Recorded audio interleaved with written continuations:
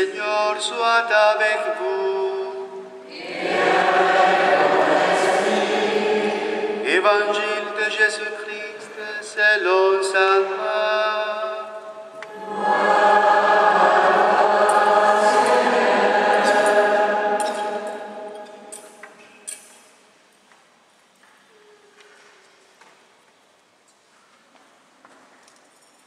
En ce temps-là, parlant à la foule, Jésus disait: Il en est du règne de Dieu comme d'un homme qui jette en terre la sémence. Nuit et jour, qu'il dorme ou qu'il se lève, la sémence germe et grandit. Il ne sait comment. D'elle-même, la terre produit d'abord l'herbe, puis l'épi, enfin du blé plein l'épi. Et dès que le blé est mûr, il y met la faucille, puisque le temps de la moisson est arrivé. Il disait encore: à quoi allons-nous comparer le règne de Dieu? Par quelle parabole pouvons-nous le représenter? Il est comme une graine de moutarde. Quand on la sème en terre, elle est la plus petite de toutes les semences. Mais quand on la sème, elle grandit et dépasse toutes les plantes potagères. Et elle étend de longues branches, si bien que les oiseaux du ciel peuvent faire leur nid à son ombre. Par de nombreuses paraboles semblables, Jésus leur annonçait la parabole, la parole, dans la mesure où ils étaient capables de l'entendre. Il ne leur disait rien sans parabole, mais il expliquait tout à ses disciples en particulier.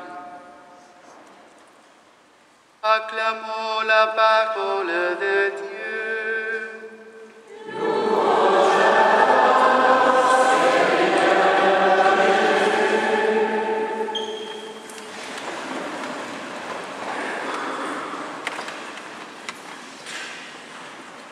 Quand Jésus a quitté ses apôtres le jour de l'Ascension, il leur a promis d'être avec eux tous les jours jusqu'à la fin du monde.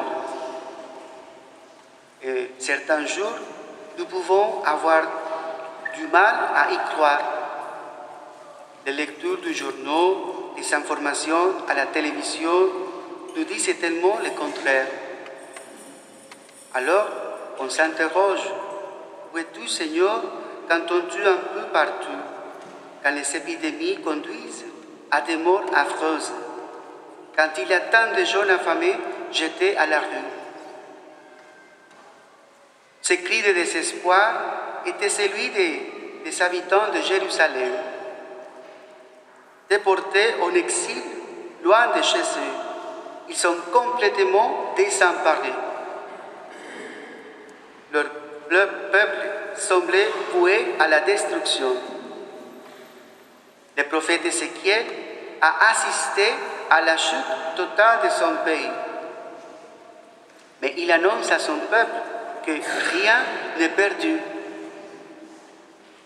Ce qui n'est qu'une minuscule bouture va germer et devenir un grand arbre. Ceux qui sont totalement brisés, Dieu les fera vivre merveilleusement. Le prophète trouvait les mots justes pour redonner courage et espérance à son peuple. La haine, la violence et le mal ne peuvent avoir le dernier mot. C'est l'amour qui triomphera. Et c'est une bonne nouvelle pour nous, chers frères et sœurs, aujourd'hui. Rien ne doit ébranler notre foi au Dieu Sauveur.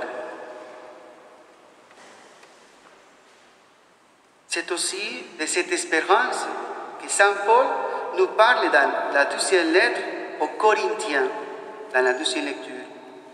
Les premières années du christianisme ont été marquées par des persécutions. Et l'apôtre Paul rencontre de nombreuses difficultés dans son ministère. Il a l'impression de descendre à la mort. Mais il a la ferme certitude qu'à travers tout cela, c'est la vraie vie qui est en train de germer. Le Seigneur nous prépare une demeure éternelle. Il donnera la couronne de gloire à ceux qui auront accompli leur course jusqu'au bout.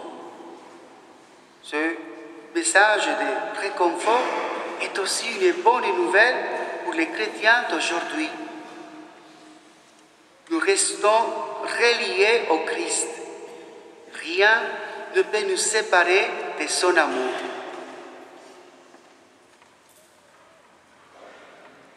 L'évangile de Saint Marc s'adresse aussi à des chrétiens désemparés. Leur question est de tout le temps. Dans ce monde où tout va mal, où tout va si mal, où est-il notre Dieu? Quelles sont devenues les promesses du Christ? Comment garder la foi face à toute cette violence? Saint Marc leur rappelle les paroles de Jésus autrefois. Il leur parle de cette sémence qui germe et grandit toute seule. Mais entre les semailles et la moisson, il y a beaucoup de temps. C'est une manière de dire que le royaume de Dieu est en gestation. La récolte viendra, mais ce sera pour plus tard. Notre Dieu, parfois, peut paraître absent, mais son action est discrète et efficace.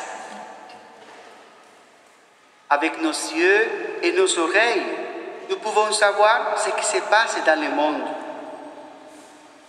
Mais pour reconnaître l'action de Dieu, il faut le regard de la foi.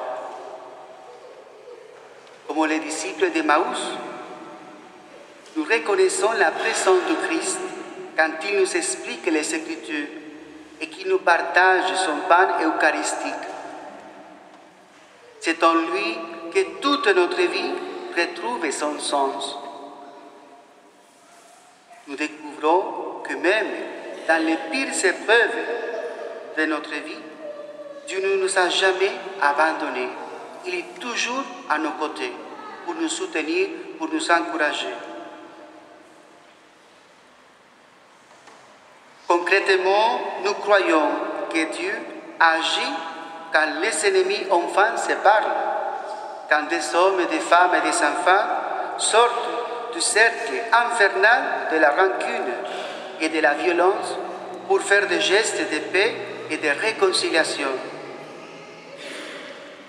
Dieu agit quand des savants inventent des moyens pour combattre les maladies.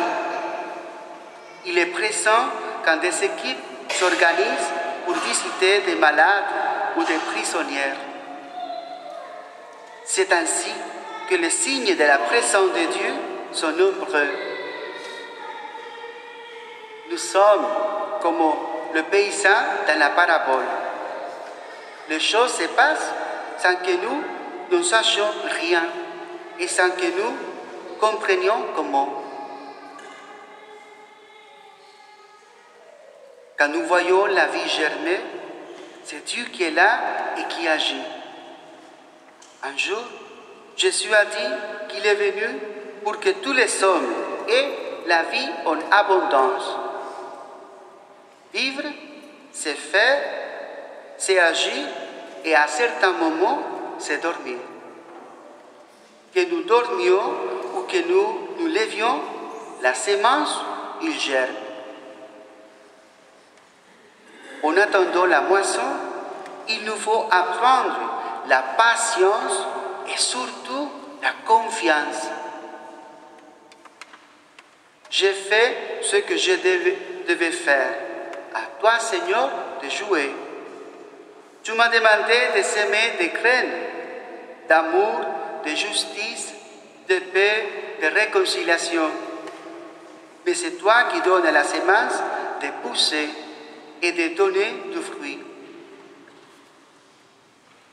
Sans te voir, Seigneur, nous croyons. Donnez-nous, en ce jour, la patience pour persévérer dans la construction d'un monde plus juste, plus solidaire et plus fraternel. Que notre vie, unie à la tienne, contribue à ton règne dans le monde d'aujourd'hui. Amen.